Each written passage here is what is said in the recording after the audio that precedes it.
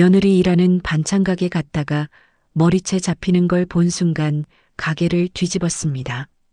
이 도둑년아, 가게 돈 어디다 숨겨놨어? 이선자가 정은주의 머리채를 거칠게 잡아당기며 소리쳤습니다. 아니에요. 정말 아니에요. 저 그런 거 안 했어요. 정은주가 울먹이며 항변하는 소리가 시장에 울려 퍼졌습니다. 영자는 피가 거꾸로 솟구치는 느낌이었습니다. 우리 며느리를 저렇게 함부로 대하다니 도저히 참을 수가 없었어요. 아니, 이 여자가 미쳤나? 당장 손 안 놔. 우리 며느리한테 왜 이러는 거야? 영자가 달려가 이선자의 팔을 잡아채며 분노에 찬 목소리로 외쳤습니다. 시장은 순식간에 소동이 벌어졌고 영자의 마음속에는 뭔가 이상하다는 의심이 싹트기 시작했습니다. 안녕하세요, 여러분. 오늘도 마음을 울리는 가족 이야기를 준비했습니다. 오늘 이야기는 60대 시어머니가 며느리를 도둑으로 몰아세운 반찬가게 사장을 쫓다 보니 그 끝에서 감히 상상조차 못한 집안의 비밀이 드러나게 됩니다. 과연 이 반찬가게 사장은 누구였을까요? 그리고 왜 하필 며느리만을 괴롭혔을까요? 사연 시작 전에 구독과 좋아요, 그리고 알림 설정까지 해주시면 여러분께 기적처럼 좋은 일이 찾아올지도 모릅니다. 그럼 이야기 시작합니다. 박영자는 이른 아침부터 분주했습니다. 김장철이 다가오면서 배추와 무 갖은 양념들을 사러 재래시장에 나가야 했거든요.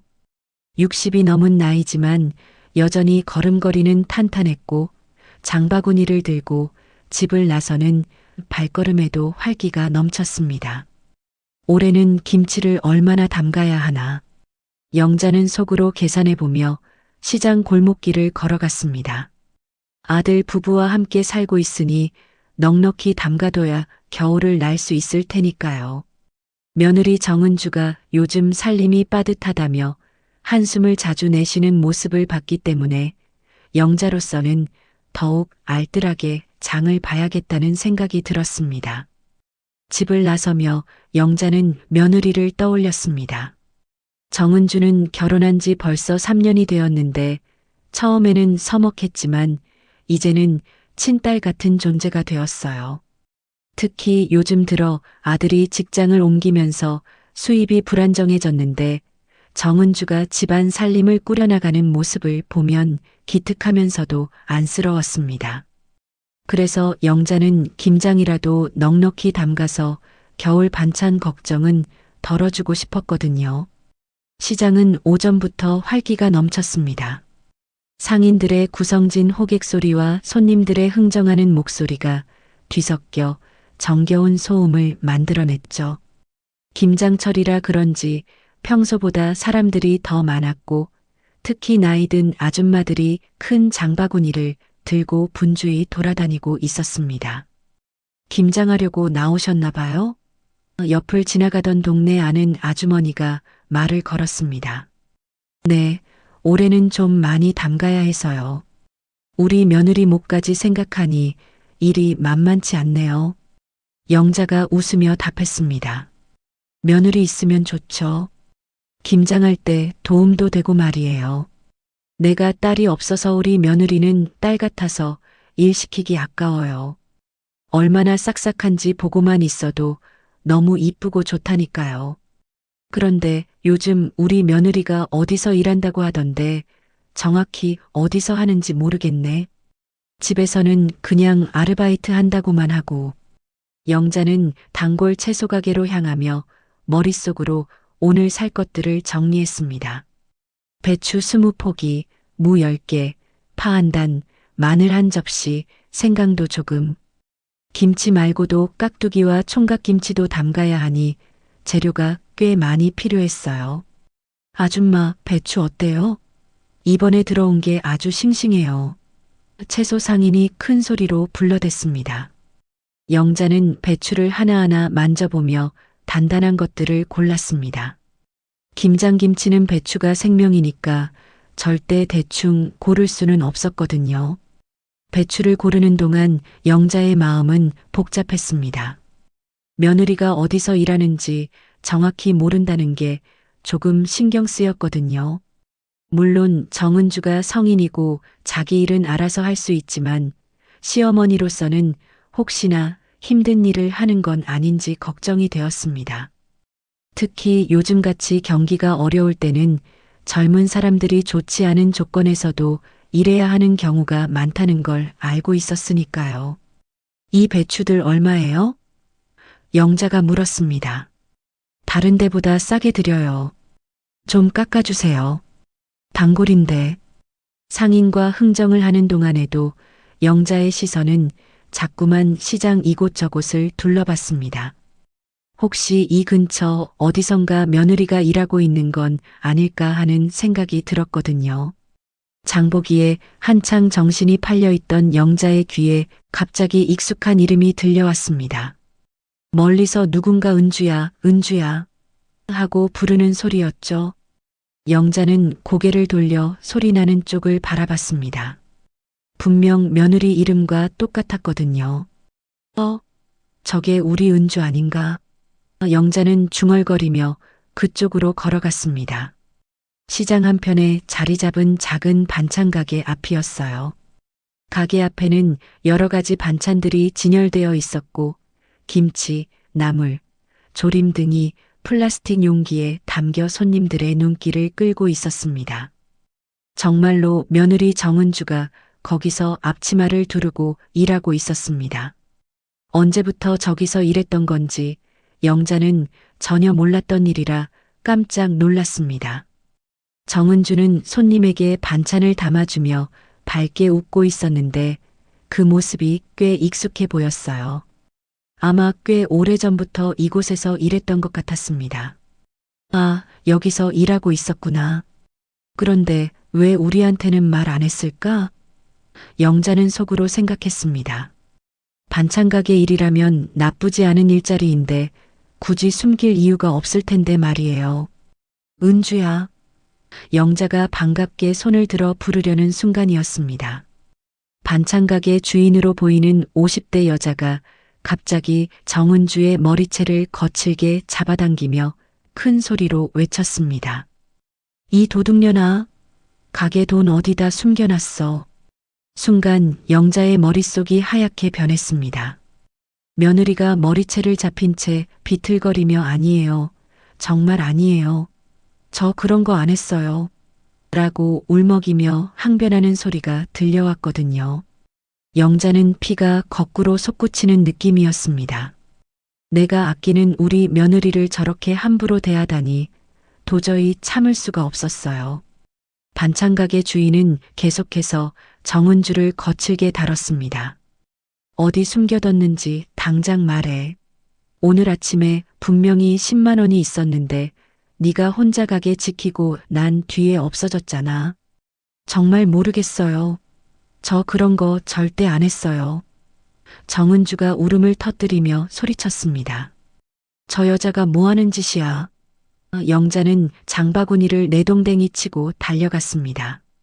60이 넘은 나이임에도 불구하고 그 순간만큼은 젊은이 못지않게 빨랐죠. 주변에 있던 사람들이 무슨 일인가 하며 하나둘 몰려들기 시작했습니다. 당장 손 놔요. 영자가 반찬 가게 주인의 팔을 잡아채며 소리쳤습니다. 이 여자가 미쳤나? 우리 며느리한테 왜 이래요?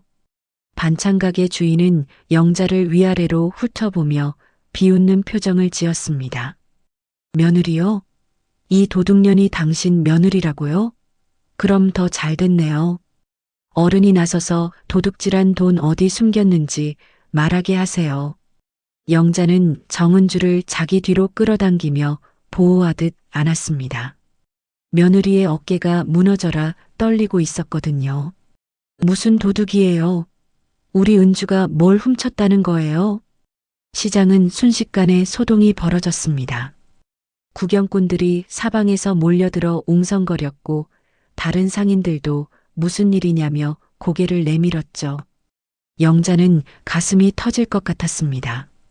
며느리가 이런 모욕을 당하고 있었다니 시어머니로서 너무나 화가 났거든요.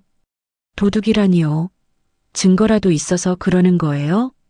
영자는 목소리를 높이며 반찬가게 주인을 노려봤습니다. 주변에 모인 사람들 앞에서 며느리가 이런 모욕을 당할 수는 없었거든요. 반찬가게 주인 이선자는 팔짱을 끼고 오만한 표정을 지었습니다. 증거요? 오늘 아침에 분명히 계산대에 10만 원이 있었는데 이 여자가 혼자 가게를 지키고 난 뒤에 없어졌어요. 그것도 증거 아니에요? 그건 증거가 아니라 추측이죠. 영자가 소리쳤습니다. 다른 손님이 가져갔을 수도 있고 아니면 당신이 깜빡하고 다른 데 뒀을 수도 있잖아요. 구경꾼들이 점점 더 많이 몰려들었습니다. 시장에서 이런 소동이 벌어지는 건 흔한 일이 아니었거든요. 사람들은 웅성거리며 상황을 지켜봤지만 누가 옳고 그른지 판단하기는 어려워 보였습니다. 아줌마, 그래도 함부로 도둑이라고 하면 안 되죠. 한 중년 남성이 끼어들었습니다. 그러게 말이에요. 요즘 세상에 그런 식으로 사람 모독하면 어떡해요. 다른 아주머니도 고개를 저었습니다. 하지만 이선자는 물러서지 않았습니다. 여러분은 몰라서 그러는 거예요. 이 여자가 얼마나 수상한지 아세요? 첫날부터 제 눈에 거슬렸거든요. 영자는 이선자의 말에 이상함을 느꼈습니다. 첫날부터 거슬렸다고요? 그럼 왜 계속 일을 시켰어요? 뭔가 이상하다고 생각했으면 그만두게 했어야 하는 거 아니에요? 이선자는 잠시 말문이 막혔다가 다시 큰 소리를 냈습니다. 그건 일손이 부족해서 참고 있었던 거예요. 하지만 이제는 참을 수 없어요. 도둑질까지 하다니.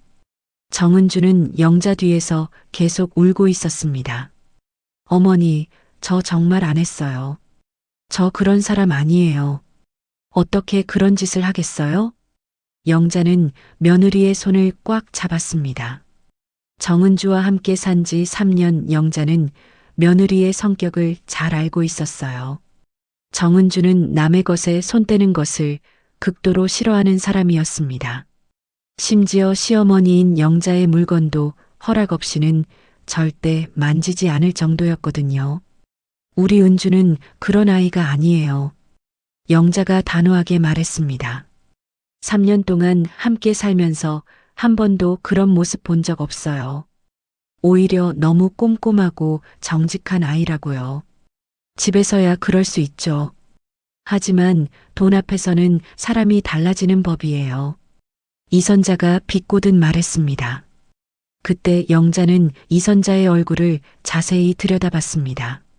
뭔가 낯익은 느낌이 들었거든요. 어디서 본 것 같은데 정확히 기억이 나지 않았습니다.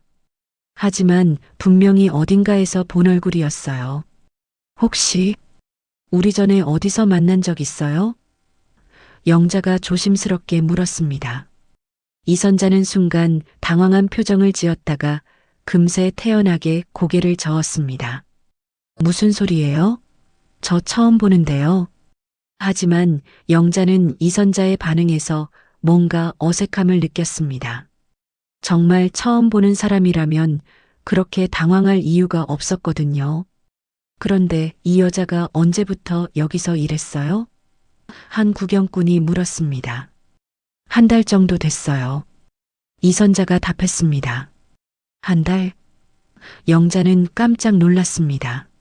정은주가 한 달이나 이곳에서 일했다는 것이었는데 집에서는 전혀 눈치챌 수 없었거든요. 은주야, 정말 한 달 전부터 여기서 일했어? 정은주는 고개를 끄덕였습니다. 네. 가게에 보탬이 되고 싶어서. 그런데 처음부터 사장님이 저한테만 유난히 차갑게 대하셨어요. 차갑게 대했다고? 영자가 되물었습니다. 네. 다른 직원들한테는 친절하게 대하시면서 저한테만 트집을 잡으시고 일부러 힘든 일만 시키시고. 정은주가 울먹이며 말했습니다. 뭐, 그런 일이 있었어? 영자는 화가 치밀어 올랐습니다. 왜 집에서 말 안 했어? 어머니 걱정시키고 싶지 않아서요. 그냥 참고 일하면 되겠다 싶었어요. 이선자는 정은주의 말을 듣고 코웃음을 쳤습니다. 참 거짓말도 잘하네요. 내가 언제 그랬다고 그래요? 오히려 너무 성의 없이 일해서 주의를 준 것뿐이에요. 성의 없이 일했다고요? 주변에서 지켜보던 다른 상인이 끼어들었습니다. 제가 옆가게에서 일하는데 이 여자분 정말 열심히 일하던데요? 아침 일찍 와서 밤늦게까지 일하고. 맞아요. 저도 봤어요.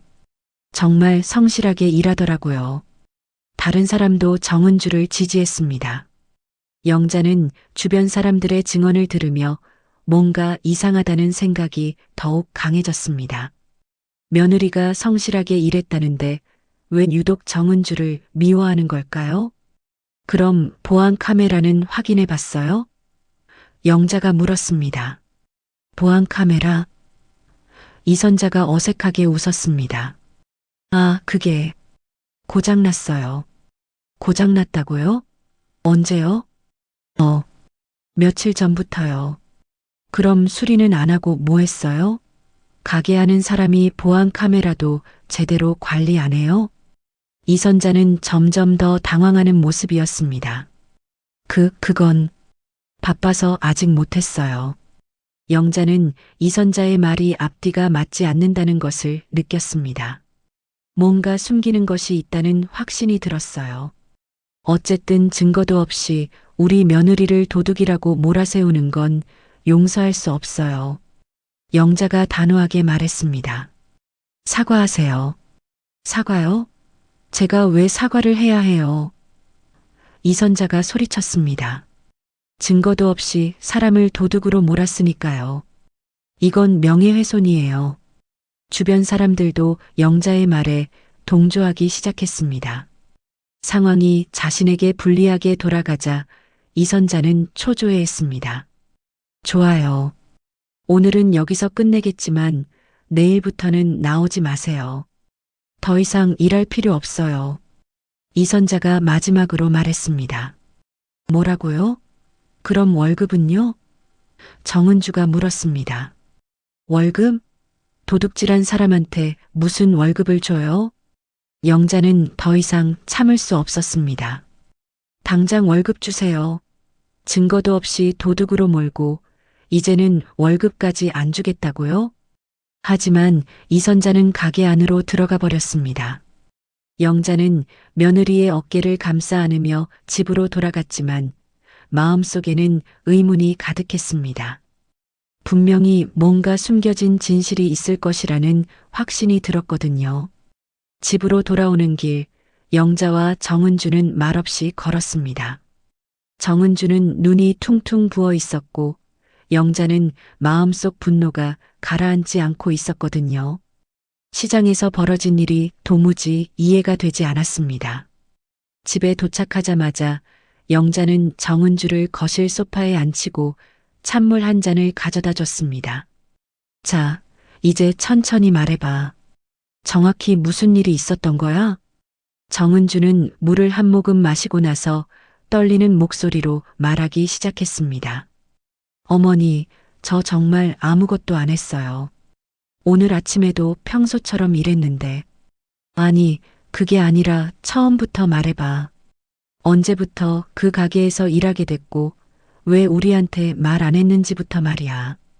정은주는 한참을 망설이다가 입을 열었습니다. 한 달 전에 남편이 직장에서 월급이 줄어든다고 했잖아요. 그래서 제가 뭔가 도움이 되고 싶어서 일자리를 찾아봤어요. 마침 그 반찬 가게에서 사람을 구한다고 해서 지원했던 거예요. 그럼 왜 우리한테 말 안 했어? 숨길 일도 아닌데. 처음에는 말씀드리려고 했는데 어머니가 걱정하실까 봐서요. 그리고 며칠만 해보고 괜찮으면 그때 말씀드리려고 했어요. 영자는 며느리의 마음을 이해할 수 있었습니다. 아직 젊은 며느리가 시어머니에게 부담을 주고 싶지 않았던 것이겠죠. 그래서 첫날부터 그 사장이 너한테만 유난히 그랬다는 거야? 네. 처음에는 제가 일을 잘못해서 그런가 싶었어요. 하지만 며칠 지나고 보니까 다른 직원들한테는 전혀 그렇지 않더라고요. 저한테만 일부러 트집을 잡고 무거운 것만 나르게 하고 정은주는 말하면서 다시 눈물이 차올랐습니다. 그래도 돈을 벌어야 한다는 생각에 참고 있었어요. 근데 오늘은 정말 너무했어요. 아침에 가게 문을 열고 정리를 하고 있는데 갑자기 들어와서 돈이 없어졌다면서 저한테 따지는 거예요. 그 돈이 정말 있었던 거야? 저는 모르겠어요. 어제 퇴근할 때는 계산대 근처에 아무것도 없었거든요. 그런데 오늘 아침에 사장님이 분명히 10만 원을 놔뒀는데 없어졌다고 하시더라고요. 영자는 고개를 끄덕이며 생각에 잠겼습니다. 뭔가 이상했거든요.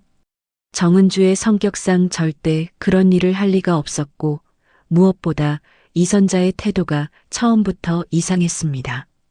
은주야, 그 사장 이름이 뭐라고 했지? 이선자라고 해요. 이선자. 영자는 그 이름을 되뇌어 봤습니다. 어디서 들어본 것 같은데 정확히 기억이 나지 않았어요. 나이는 얼마나 돼 보여? 50 초반 정도? 저보다 한 20살 정도 많아 보여요. 영자는 계속해서 이선자의 얼굴을 떠올려 봤습니다. 분명히 어디서 본 얼굴인데 기억이 명확하지 않아서 답답했어요. 그런데 이상한 건 이선자가 자신을 처음 본다고 했는데도 정은주에게만 유독 차갑게 대했다는 것이었습니다. 혹시 그 사장이 우리 집에 대해 뭔가 물어본 적 있어? 집에 대해서요? 정은주가 고개를 갸웃했습니다. 남편 직업이나 가족 관계에 대해서는 물어봤어요. 시어머니랑 함께 산다고 했더니 좀 이상하게 쳐다보더라고요. 이상하게? 뭔가 관심 있어 하는 것 같기도 하고. 아, 그리고 저희 남편 이름도 물어봤어요. 영자의 가슴이 철렁했습니다. 남편 이름을 왜 물어봐? 급여랑 보험 등록 때문인지 필요하다고 하더라고요. 그래서 박민수라고 알려드렸어요. 민수 이름까지? 네. 영자는 뭔가 불길한 예감이 들었습니다. 왜 반찬가게 사장이 우리 아들의 이름까지 알고 싶어 했을까요? 게다가 정은주에게만 유독 차갑게 대했다는 것도 이상했고요. 그런데 말이야, 그 사장이 혹시 우리 동네 사람인가? 아니요, 다른 동네에서 온다고 했어요. 좀 멀리서 오신다고 하시더라고요. 영자는 점점 더 이상하다는 생각이 들었습니다. 멀리서 와서 가게를 하는 사람이 왜 정은주의 남편 이름까지 자세히 알고 싶어 했을까요? 그때 현관문이 열리는 소리가 들렸습니다. 박민수가 퇴근해서 돌아온 것이었어요. 평소보다 조금 늦은 시간이었습니다. 왜 이렇게 분위기가 어두워? 민수가 거실로 들어오며 물었습니다. 영자는 민수에게 오늘 있었던 일을 자세히 설명했습니다. 정은주가 반찬가게에서 일했다는 것부터 시작해서 도둑으로 몰렸던 일까지 모든 것을 말했어요. 민수는 이야기를 듣고 나서 깜짝 놀랐습니다. 뭐, 은주가 한 달 동안 그런 데서 일했다고? 나한테는 왜 말 안 했어? 미안해요. 당신 걱정시키고 싶지 않아서. 정은주가 고개를 숙였습니다. 아니, 그런 게 아니라 나도 알고 있어야 하는 거 아니야? 혹시 무슨 일 생기면 어떡하려고. 영자는 민수의 반응을 유심히 지켜봤습니다. 뭔가 평소와 달리 당황하는 모습이 보였거든요. 민수야, 혹시 이선자라는 사람 아니? 이선자? 민수는 잠시 생각하는 듯 했습니다. 아니요, 모르는 이름인데요. 하지만 영자는 민수가 그 이름을 들었을 때 순간적으로 표정이 변하는 것을 놓치지 않았습니다.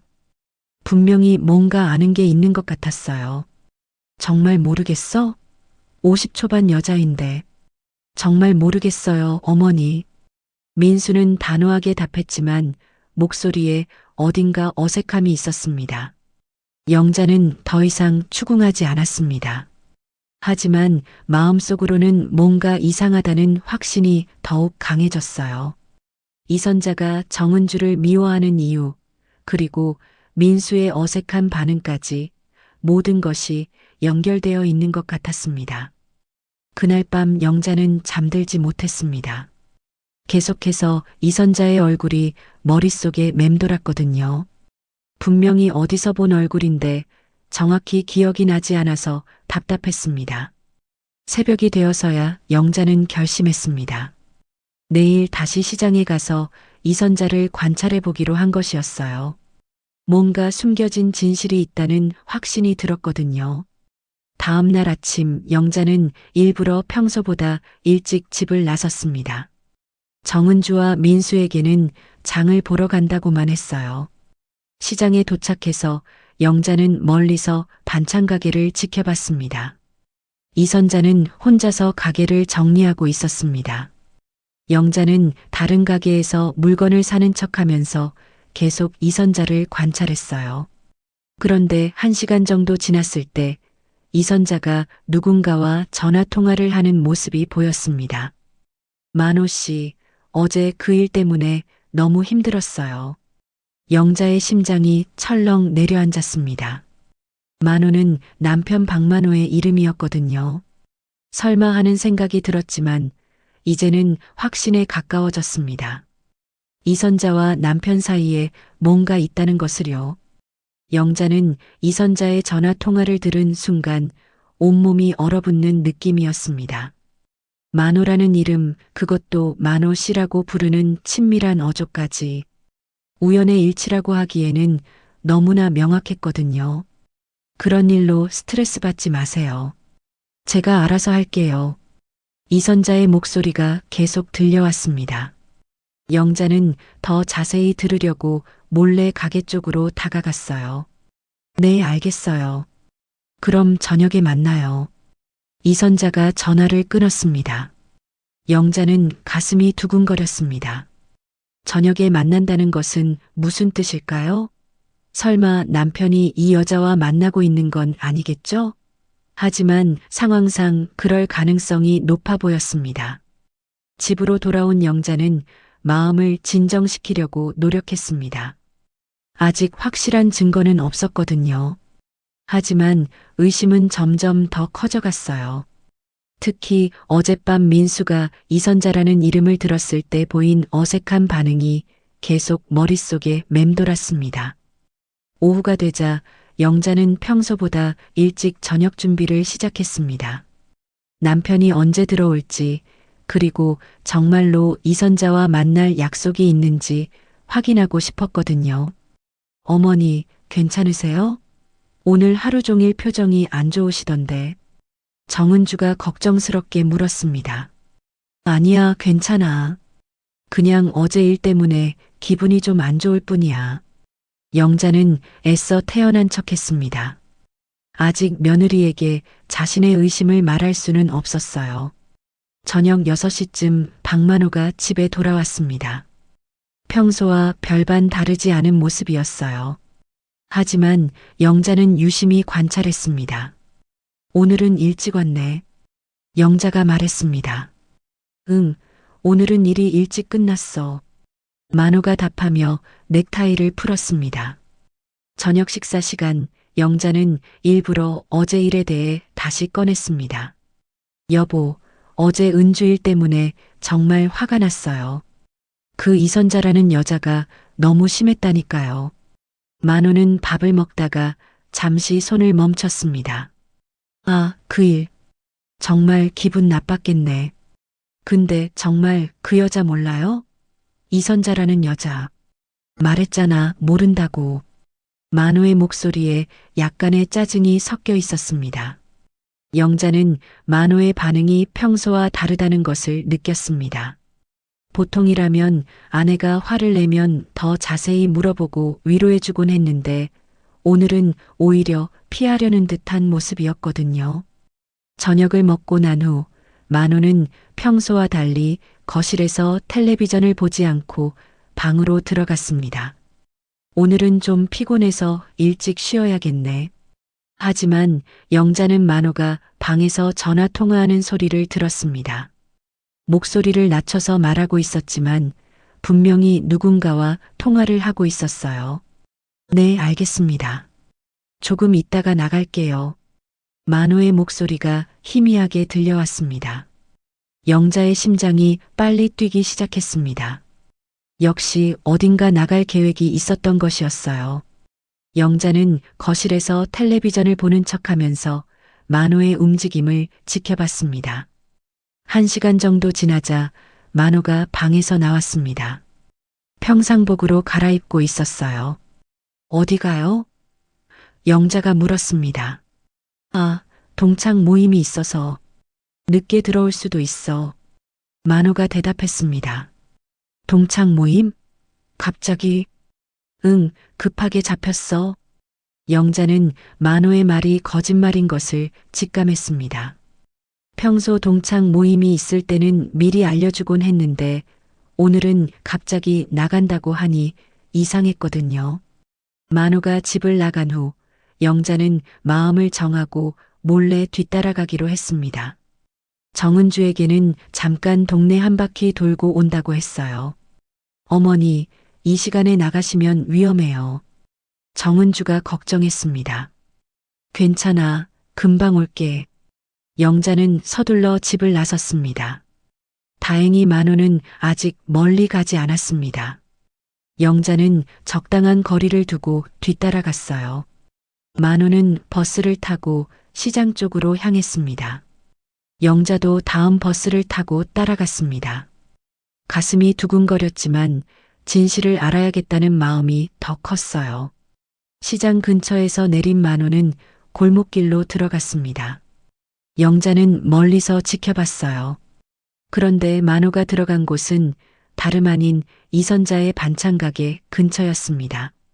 영자는 숨을 죽이고 지켜봤습니다. 잠시 후 이선자가 가게에서 나와 만호와 만났어요. 두 사람은 서로를 보자마자 자연스럽게 인사를 나눴습니다. 처음 만나는 사이가 아니라는 것이 분명했어요. 늦었지? 미안해요.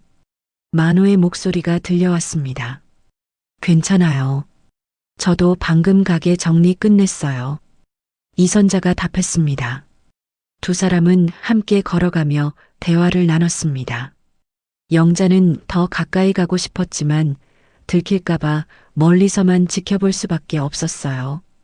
그런데 그때 이선자가 만호의 팔을 자연스럽게 끼는 모습이 보였습니다. 영자는 그 순간 모든 것을 확신했어요. 남편과 이선자는 단순한 지인 관계가 아니었습니다.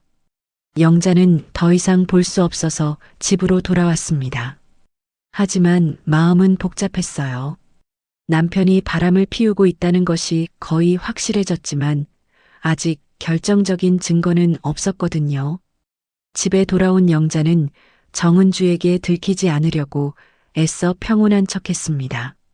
하지만 마음속은 분노와 배신감으로 가득했어요. 그날 밤 늦게 만호가 돌아왔습니다.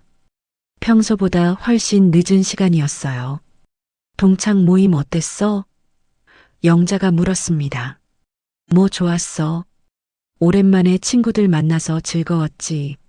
만호는 자연스럽게 답했지만 영자는 그 말이 모두 거짓말이라는 것을 알고 있었습니다. 영자는 만호의 옷에서 나는 냄새를 맡아봤습니다. 술 냄새는 거의 나지 않았지만 대신 시장 특유의 양념 냄새가 희미하게 풍겼어요. 반찬 가게에 있었다는 증거였습니다. 그날 밤 영자는 잠들지 못했습니다. 남편에 대한 배신감도 컸지만 무엇보다 이선자가 며느리를 괴롭힌 이유가 무엇인지 궁금했어요. 혹시 자신이 본처라는 것을 알고 일부러 며느리에게 화풀이를 한 것은 아닐까요? 영자는 더 확실한 증거를 찾기로 결심했습니다. 이선자와 남편의 관계를 명확히 밝혀내고 며느리가 당한 모욕의 진짜 이유를 알아내야겠다고 생각했어요. 다음 날 아침 영자는 더욱 확실한 증거를 찾기 위해 계획을 세웠습니다. 단순히 멀리서 지켜보는 것만으로는 한계가 있었거든요. 좀 더 구체적인 증거가 필요했습니다. 은주야, 오늘은 집에서 쉬어. 어제 일로 충격받았을 텐데 무리하지 마. 영자가 정은주에게 말했습니다. 괜찮아요, 어머니. 집에만 있으면 더 우울해져요. 정은주가 답했지만 얼굴에는 여전히 피로가 역력했습니다. 그래도 오늘 하루만이라도 쉬어. 내가 장도 보고 올게. 영자는 일부러 평소보다 늦은 시간에 집을 나섰습니다. 만호가 출근한 지 1시간 정도 지난 후였어요. 하지만 영자의 목적지는 시장이 아니었습니다. 며칠 전 이선자가 전화통화에서 언급했던 주소를 찾아가기로 한 것이었습니다. 시장 인근이라고 했으니 그리 멀지 않을 거라고 생각했거든요. 영자는 시장 주변을 샅샅이 둘러봤습니다. 반찬가게에서 도보로 10분 거리에 작은 연립주택 단지가 있었어요. 혹시 이선자가 이곳에 살고 있는 건 아닐까 하는 생각이 들었습니다. 단지 입구에서 영자는 우편함들을 하나씩 확인해 봤습니다. 이선자라는 이름이 선명하게 적혀 있었습니다. 하지만 그것만으로는 충분하지 않았어요. 영자는 좀 더 자세히 살펴봤습니다. 그런데 우편함을 자세히 보니 이상한 점이 있었습니다. 이름표가 2개 붙어 있었거든요. 하나는 이선자, 그리고 다른 하나는 박만호. 영자는 그 순간 다리에 힘이 빠지는 느낌이었습니다. 남편의 이름이 이선자와 함께 우편함에 적혀 있다니 이게 무슨 일인가요? 혹시 우편함을 보고 계신가요? 뒤에서 누군가 말을 걸었습니다. 영자가 돌아보니 단지 관리사무소 직원으로 보이는 중년 남성이 서 있었어요. 아, 네. 친구를 찾고 있어서요. 몇 동 몇 호 찾으세요? 영자는 잠시 망설이다가 물어봤습니다. 혹시 이선자라는 분 아세요? 아, 이선자 씨요? 3동 2층에 사세요. 그런데 요즘 잘 안 보이시더라고요. 가게 일 때문에 바쁘신가 봐요. 가게요? 네, 시장에서 반찬 가게 하신다고 하시던데요. 남편분도 계시고요. 영자의 심장이 빠르게 뛰기 시작했습니다. 남편분이요? 네, 박만호 씨인가? 좋은 분이시더라고요. 가끔 저녁에 함께 산책하시는 모습 봤거든요. 영자는 더 이상 들을 수 없었습니다. 예의상 인사만 하고 서둘러 그곳을 떠났어요. 하지만 마음속으로는 분노가 끓어오르고 있었습니다. 집으로 돌아가는 길, 영자는 계속해서 생각했습니다. 우편함에 2사람 이름이 함께 있다는 것은 단순한 연인 관계를 넘어선 것이었어요. 아마도 사실혼 관계이거나 아니면 더 나아가 법적으로도 연결되어 있을 가능성이 높았습니다. 그럼 우리는 뭐가 되는 거지? 영자는 자신의 처지가 비참하게 느껴졌습니다. 30년 넘게 함께 살아온 남편이 다른 여자와 이런 관계를 맺고 있었다니요. 집에 도착해서도 영자는 평정을 찾을 수 없었습니다. 정은주가 점심을 준비하고 있었지만 도저히 음식이 넘어가지 않을 것 같았어요. 어머니, 괜찮으세요? 얼굴이 너무 안 좋아 보여요. 정은주가 걱정스럽게 물었습니다. 응, 괜찮아. 그냥 좀 피곤할 뿐이야. 하지만 영자는 정은주를 보면서 더욱 화가 났습니다. 이선자가 며느리를 괴롭힌 이유가 이제야 명확해졌거든요. 아마도 자신이 남편과 함께 살고 있는데 본처의 며느리가 자기 가게에서 일한다는 것을 알고 일부러 괴롭힌 것이었을 거예요. 오후가 되자 영자는 다시 한번 그 연립주택을 찾아갔습니다. 이번에는 좀 더 구체적인 증거를 찾아야겠다고 생각했거든요. 다행히 단지는 조용했고 사람들의 왕래도 많지 않았습니다. 영자는 3동 2층을 찾아갔어요. 영자는 용기를 내어 우편함을 열어봤습니다. 물론 남의 우편물을 함부로 보는 것은 옳지 않았지만 상황이 상황이니만큼 어쩔 수 없었어요. 우편함 안에는 여러 가지 우편물이 들어 있었습니다. 그 중에서 영자의 눈에 띈 것은 시장 근처 병원에서 온 진료 안내서였어요. 환자 이름은 이선자 그리고 보호자란에는 박만호라고 적혀 있었습니다. 하지만 그것보다 더 충격적인 것은 따로 있었습니다. 구청에서 온 사업자 등록 관련 서류가 있었는데 거기에는 박만호, 이선자, 공동 명의로 된 반찬가게 사업자 등록증 사본이 들어 있었거든요. 영자는 그 순간 모든 것을 이해했습니다. 남편과 이선자는 단순히 바람을 피우는 관계가 아니었어요. 법적으로는 아니지만 사실상 부부나 다름없는 관계였고 심지어 사업까지 함께 하고 있었던 것입니다.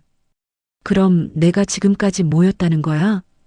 영자는 분노로 온몸이 떨렸습니다. 30년 넘게 남편을 믿고 살아왔는데 알고 보니 다른 여자와 이런 관계를 맺고 있었다니요. 영자는 서류들을 다시 우편함에 넣고 서둘러 그곳을 떠났습니다. 하지만 마음속으로는 복수심이 불타오르고 있었어요. 이선자가 며느리를 괴롭힌 것도 남편이 자신을 속인 것도 절대 용서할 수 없었습니다. 집으로 돌아가는 길에 영자는 계획을 세웠습니다.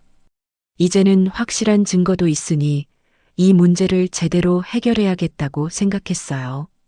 하지만 무작정 나서는 것보다는 좀 더 확실한 현장을 잡는 것이 필요했습니다.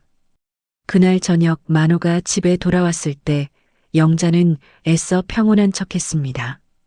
하지만 마음속으로는 분노가 치밀어 오르고 있었어요. 오늘은 어땠어? 영자가 일부러 자연스럽게 물었습니다. 그냥 평범했어. 별일 없었고.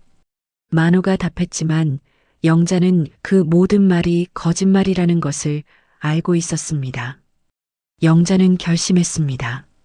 내일은 반드시 두 사람이 함께 있는 현장을 목격하고 모든 것을 끝장내겠다고 말이에요.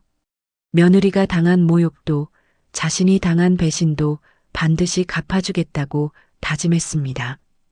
그날 밤 영자는 잠들지 못하고 내일의 계획을 세웠습니다. 이제는 숨어서 지켜보는 것이 아니라 정면으로 맞서 싸울 때가 온 것이었어요. 며칠 뒤 영자는 결정적인 순간을 목격하게 되었습니다. 그날도 평소처럼 장을 보러 나간다는 핑계로 시장에 갔는데 이번에는 더욱 조심스럽게 이선자의 동선을 관찰했어요. 오후 2시쯤 이선자가 가게 앞에 잠시 후 돌아옵니다라는 팻말을 걸고 나오는 모습이 보였습니다. 영자는 멀찍이 떨어져서 뒤따라갔어요. 이선자는 시장 뒷골목으로 향했습니다. 영자가 조심스럽게 골목 모퉁이를 돌아서는 순간 믿을 수 없는 광경이 눈에 들어왔습니다. 남편 박만호가 이미 그곳에서 기다리고 있었고 이선자와 함께 작은 식당 테이블에 앉아 있었거든요. 미안해, 늦었지? 이선자가 만호에게 다정하게 말했습니다. 아니야, 나도 방금 왔어. 만호가 웃으며 답했습니다. 그 모습은 영자가 집에서 보던 남편의 모습과는 전혀 달랐어요. 훨씬 더 자연스럽고 편안해 보였습니다. 영자는 숨을 죽이고 지켜봤습니다. 두 사람은 마치 오랫동안 함께해온 부부처럼 자연스럽게 대화를 나누고 있었어요. 저번에 그 일 때문에 많이 힘들었지? 만호가 이선자의 손을 잡으며 물었습니다. 응, 정말 당황스러웠어. 갑자기 그 여자가 나타나서 소리 지를 줄 몰랐어. 이선자가 한숨을 쉬었습니다. 영자는 그 말을 듣고 온몸이 떨렸습니다. 나보고 그 여자라고? 너무 걱정하지 마. 앞으로는 더 조심할게. 만호가 위로했습니다. 하지만 이렇게 숨어서 만나는 것도 한계가 있어. 언제까지 이럴 수는 없잖아. 이선자의 목소리에는 불만이 섞여 있었습니다. 조금만 더 기다려줘. 민수가 좀 더 안정되면 그때 이야기할게. 영자는 두 사람의 대화를 들으며 더욱 분노가 치밀어 올랐습니다. 아들 민수까지 언급하면서 자신들의 관계를 정당화하려고 하다니요. 그런데 오늘 며느리가 가게에 안 나왔어? 만호가 물었습니다. 당연하지. 어제 그런 일이 있었는데 어떻게 나와? 아마 당분간은 안 나올 거야. 그럼 다행이네. 솔직히 며느리가 우리 가게에서 일하는 게 좀 부담스러웠어. 이선자가 쓴웃음을 지었습니다. 나도 그래. 처음에는 모르고 받아줬는데 나중에 알고 보니 그 집 며느리더라고. 정말 당황스러웠어. 그래서 일부러 차갑게 대한 거야? 그럴 수밖에 없었잖아. 내가 누군지 모르니까 다행이었지만 혹시라도 눈치챌까봐 걱정됐거든. 영자는 이선자의 말을 듣고 모든 것이 이해됐습니다. 이선자가 처음부터 정은주가 누구인지 알고 있던 것이었어요. 그래서 일부러 괴롭혔던 것이었습니다. 이번 달 가게 세금은 내가 낼게. 만호가 말했습니다. 고마워. 요즘 가게 운영이 쉽지 않아서 걱정이었는데 우리가 함께 시작한 사업인데 당연한 거지. 영자는 그 말을 듣고 더 이상 참을 수 없었습니다. 함께 시작한 사업이라니 자신은 전혀 모르는 사이에 남편이 다른 여자와 사업까지 하고 있었던 것이었어요. 두 사람은 계속해서 대화를 나눴습니다. 영자는 모든 대화를 놓치지 않으려고 귀를 기울였어요. 그런데 언제쯤 그 여자한테 이야기할 거야? 이선자가 조심스럽게 물었습니다. 조금만 더 기다려줘. 지금 당장은 힘들어. 민수 직장 문제도 있고 어머니 건강도 좋지 않으시고. 알겠어. 하지만 너무 오래 끌지는 말아줘. 나도 이렇게 숨어서 사는 게 지겨워. 영자는 두 사람이 자신에 대해 이야기하는 것을 듣고 분노가 폭발할 것 같았습니다. 요즘 집사람이 뭔가 의심하는 것 같아. 만호가 걱정스럽게 말했습니다. 어떻게 알았지? 자꾸 내 일정을 묻고 어디 가냐고 확인하고. 평소와 달라. 그럼 더 조심해야겠네. 혹시 우리 관계를 눈치챘을까? 아직은 아닌 것 같은데. 하지만 좀 더 신중하게 행동해야겠어.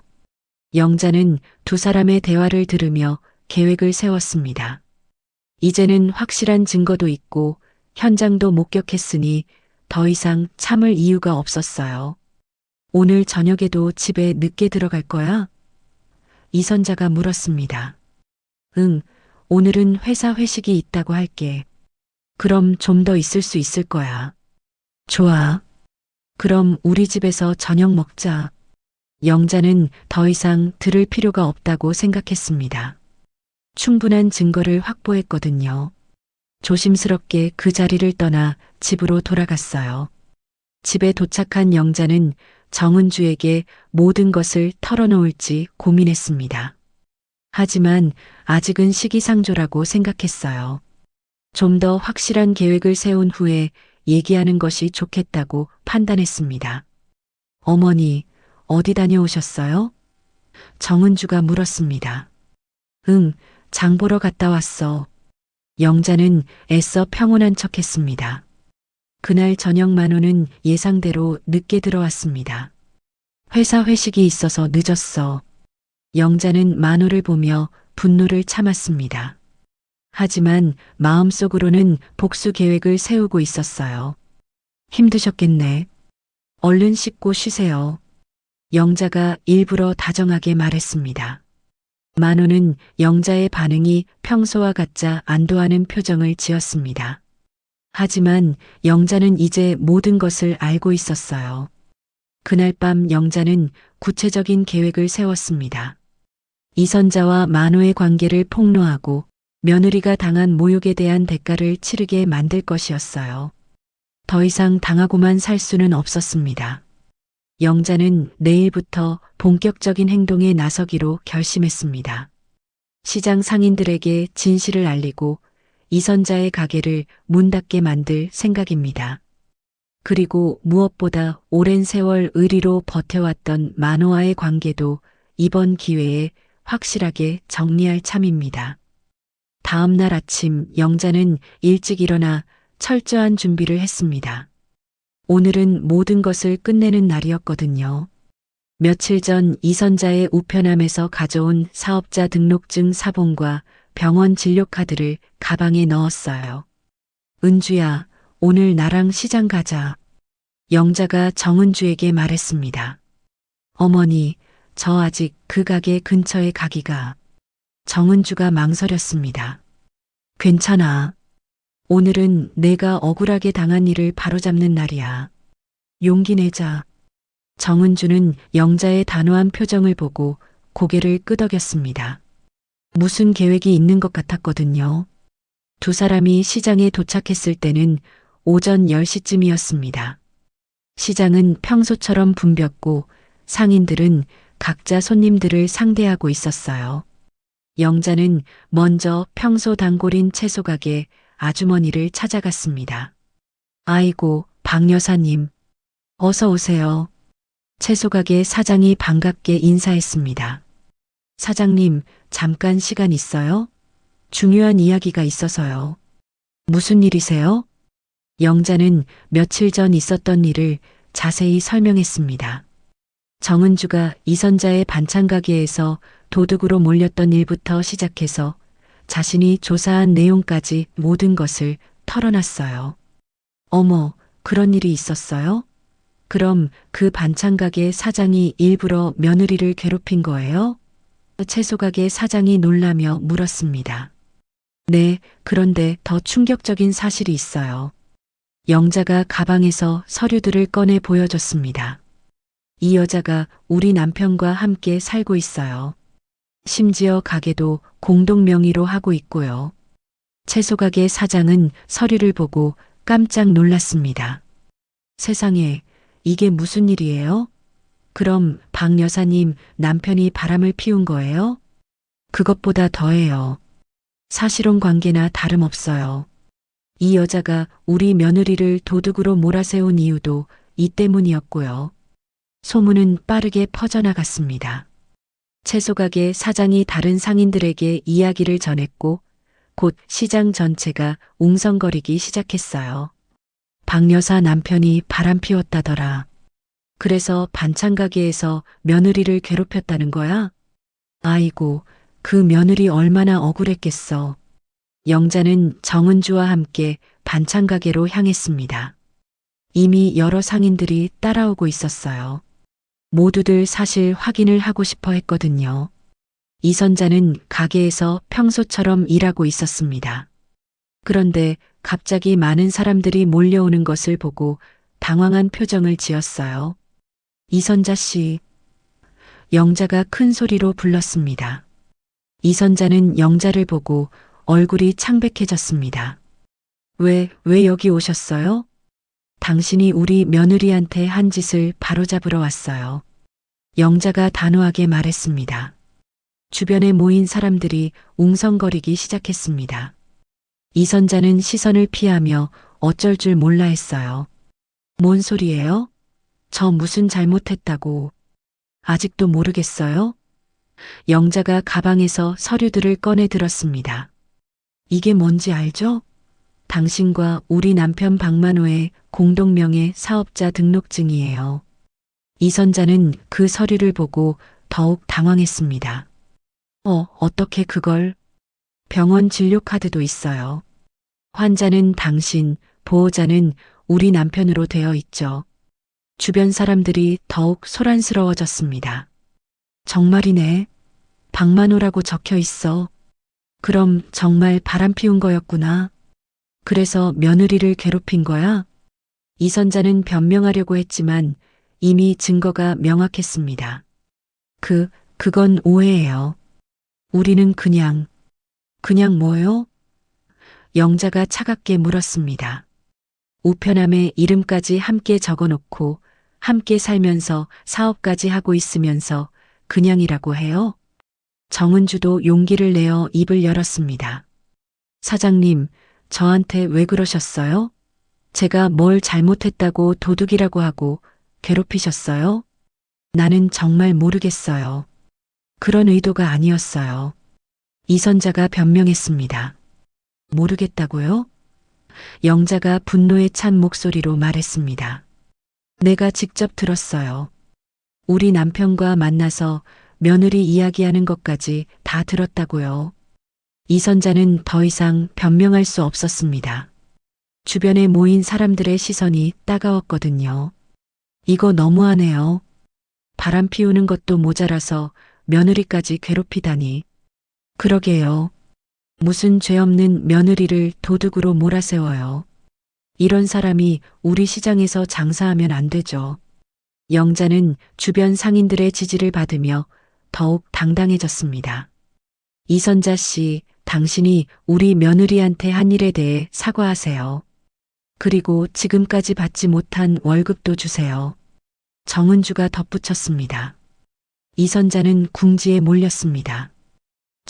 저도 어쩔 수 없었어요. 만호 씨가. 우리 남편 핑계대지 마세요. 영자가 소리쳤습니다. 당신이 선택한 일이잖아요. 그때 시장관리사무소 직원이 소동을 듣고 나타났습니다. 여기서 무슨 일이에요? 영자는 관리사무소 직원에게도 상황을 설명했습니다. 사업자 등록증의 허위 신고 가능성과 며느리에 대한 부당한 대우까지 모든 것을 말했어요. 이런 식으로 장사를 계속하게 둘 수는 없죠. 관리사무소 직원이 말했습니다. 일단 정확한 조사가 필요할 것 같네요. 이선자는 점점 더 곤란한 상황에 처했습니다. 시장에서의 평판은 이미 바닥으로 떨어졌고 장사를 계속하기 어려워 보였어요. 사과해요. 한 상인이 소리쳤습니다. 월급도 주고. 이런 사람은 시장에서 나가야 해. 사람들의 목소리가 점점 커졌습니다. 이선자는 더 이상 버틸 수 없었어요. 죄송합니다. 이선자가 정은주에게 고개를 숙였습니다. 제가 잘못했어요. 월급도 주세요. 정은주가 단호하게 말했습니다. 이선자는 어쩔 수 없이 계산대에서 돈을 꺼내 정은주에게 건네줬습니다. 이거 받으세요. 영자는 이선자를 똑바로 바라보며 마지막으로 말했습니다. 앞으로 우리 가족한테 절대 접근하지 마세요. 그리고 이 시장에서도 더 이상 장사하지 마세요. 이선자는 아무 말도 할 수 없었습니다. 주변 사람들의 차가운 시선 속에서 가게 정리를 시작할 수밖에 없었어요. 영자와 정은주는 당당하게 그 자리를 떠났습니다. 시장 사람들은 두 사람을 응원하며 박수를 보냈어요. 정의가 승리한 순간이었습니다. 시장에서 돌아온 영자와 정은주는 마음이 한결 가벼워졌습니다. 그동안 쌓여있던 억울함이 해소된 느낌이었거든요. 하지만 영자에게는 아직 해결해야 할 가장 중요한 문제가 남아 있었어요. 은주야, 오늘 있었던 일은 아버지한테는 말하지 마라. 영자가 정은주에게 당부했습니다. 네, 어머니. 그런데 괜찮으세요? 아버님과는 어떻게 하실 거예요? 정은주가 걱정스럽게 물었습니다. 내가 알아서 할게. 넌 걱정하지 마. 그날 저녁 박만호가 평소와 다름없이 집에 돌아왔습니다. 하지만 영자는 이미 모든 것을 결정한 상태였어요. 여보, 잠깐 이야기 좀 하자. 영자가 만호를 거실로 불렀습니다. 무슨 일이야? 만호가 소파에 앉으며 물었습니다. 영자는 차분하게 입을 열었습니다. 이선자라는 여자 알지? 만호의 얼굴이 순간 굳어졌습니다. 갑자기 왜 그 이야기를? 모른다고 하지 마. 다 알고 있어. 영자가 단호하게 말했습니다. 만호는 잠시 침묵했다가 한숨을 내쉬었습니다. 언제부터 알고 있었어? 며칠 전부터야. 당신이 이선자와 만나는 것도 봤고 함께 사업하는 것도 확인했어. 만호는 고개를 숙였습니다. 미안해. 미안하다고 해서 해결될 일이야? 영자의 목소리에는 분노가 섞여 있었습니다. 30년 넘게 함께 살면서 이런 식으로 나를 속였다니. 변명의 여지가 없어. 내가 잘못했어. 영자는 만호의 사과를 들으며 마음이 복잡했습니다. 화가 나면서도 한편으로는 허무했어요. 언제부터였어? 3년 전부터. 3년? 영자는 충격을 받았습니다. 그럼 은주가 우리 집에 온 것과 비슷한 시기네. 그래. 그때 우연히 만났는데. 우연이라고 하지 마. 선택한 거잖아. 영자가 차갑게 말했습니다. 만호는 더 이상 변명하지 않았습니다. 이미 모든 것이 들통난 상황에서 변명은 의미가 없었거든요. 그 여자가 우리 며느리를 괴롭힌 것도 알고 있었지? 영자가 물었습니다. 처음에는 몰랐어. 나중에 알았지만 알고도 막지 않았어? 만호는 대답하지 못했습니다. 정은주를 보호해야 할 시아버지로서 완전히 실격이었거든요. 영자는 깊은 한숨을 내쉬었습니다. 이제 어떻게 할 거야? 당신이 어떤 선택을 하든 따르겠어. 만호가 조심스럽게 말했습니다. 따른다고?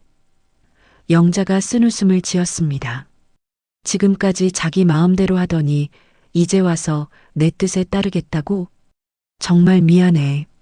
어떻게 하면 용서받을 수 있을까? 영자는 잠시 생각에 잠겼습니다. 용서? 지금 용서라고 했어? 용서라는 것이 가능할까요? 30년간의 결혼 생활이 한순간에 무너진 지금, 과연 다시 예전처럼 살 수 있을까요? 그래, 용서 좋다. 용서는 시간이 필요하지. 지금 당장 나가. 영자가 결정을 내렸습니다. 그럼 내분이 풀릴 때까지는 같이 살 수 없어. 그리고 그 여자와의 관계도 정리해. 만호는 고개를 끄덕였습니다. 알겠어. 며칠 후 만호가 짐을 싸고 있을 때 아들 민수가 퇴근해서 돌아왔습니다.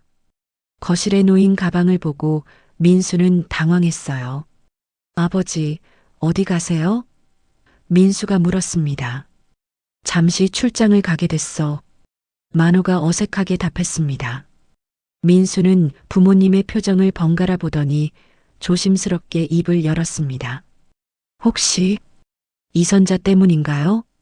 영자와 만호는 깜짝 놀랐습니다. 민수가 이선자를 알고 있다는 것이었거든요.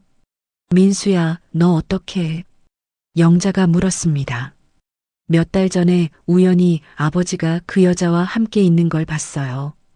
민수가 고백했습니다. 처음에는 믿을 수 없었는데 계속 의심하고 있었어요. 만호는 고개를 숙였습니다. 미안하다, 민수야. 왜 말 안 했니? 영자가 민수에게 물었습니다. 어머니한테 상처가 될까 봐서요. 그리고 혹시 제가 잘못 본 건 아닐까 싶어서. 민수가 괴로워했습니다. 그래서 며칠 전에 이선자 이름을 들었을 때 그런 반응을 보인 거구나. 영자가 이해했습니다. 민수는 정은주를 바라보며 말했습니다. 은주야, 정말 미안해. 내가 미리 막을 수 있었는데. 괜찮아요, 여보. 당신 잘못이 아니에요. 정은주가 남편을 위로했습니다. 영자는 민수를 보며 말했습니다. 민수야, 넌 아무 잘못 없어. 엄마 아빠 문제니까. 만호는 마지막으로 가족들에게 인사했습니다. 정말 미안해. 시간을 두고 생각을 해볼게. 만호가 집을 떠난 후 영자와 정은주, 민수는 새로운 일상에 적응해 갔습니다. 처음에는 어색했지만 점차 평온함을 찾아갔어요. 어머니, 정말 괜찮으세요? 민수가 걱정스럽게 물었습니다. 괜찮아. 네 아버지 쫓아내서 너는 마음이 안 좋겠지만 이 엄마는 네 아버지 꼴 안 봐도 돼서 오히려 속이 다 시원하다. 영자가 웃으며 말했습니다. 한 달 후 영자는 정은주에게 제안을 했습니다. 은주야, 우리 작은 반찬 가게 어때? 반찬 가게요? 응, 너도 그 일에 경험이 있잖아. 우리 둘이 힘을 합치면 할 수 있을 것 같은데. 정은주의 얼굴이 밝아졌습니다. 정말 좋은 생각이에요, 어머니. 민수도 적극적으로 지지했습니다. 저도 도울게요. 주말에는 제가 도와드릴 수 있어요. 고마워, 민수야. 영자가 아들을 기특하게 바라봤습니다. 두 사람은 시장 근처에 작은 반찬 가게를 차렸습니다. 이선자가 떠난 자리였어요. 시장 상인들은 두 사람을 따뜻하게 맞아주었습니다. 박 여사님, 정말 잘하셨어요. 그런 일을 당하고도 이렇게 다시 시작하시다니. 며느리분도 고생 많으셨는데 이제 좋은 일만 있을 거예요. 가게 개업 첫날 많은 손님들이 찾아왔습니다. 영자의 정성스러운 밑반찬과 정은주의 친절한 서비스가 소문나기 시작했어요. 어머니, 정말 뿌듯해요. 정은주가 웃으며 말했습니다. 그러게. 이렇게 당당하게 사는 게 얼마나 좋은지 몰라.